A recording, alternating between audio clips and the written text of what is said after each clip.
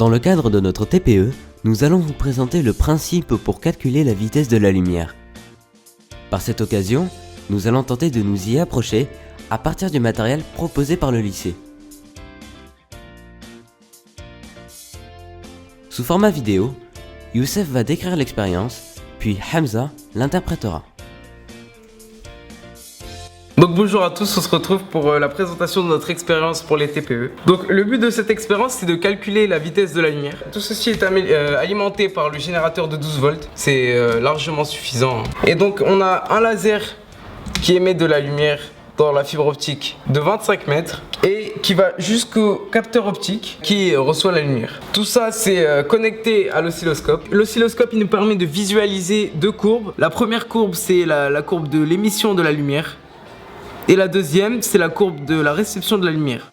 On va pouvoir calculer la vitesse de la lumière grâce à la différence des deux temps.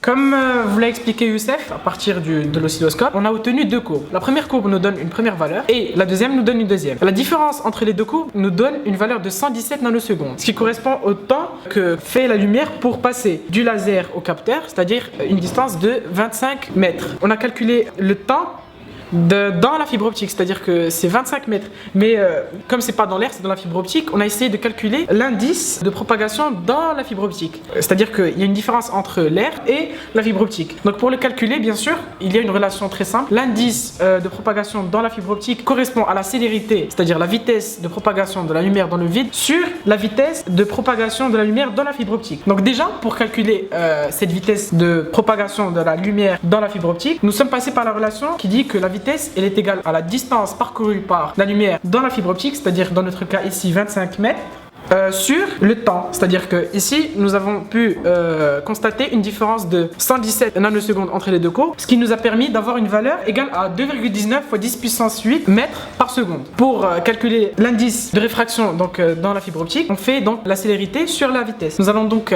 effectuer le rapport, ce qui nous donne à peu près un indice de 1,41 pour la fibre optique.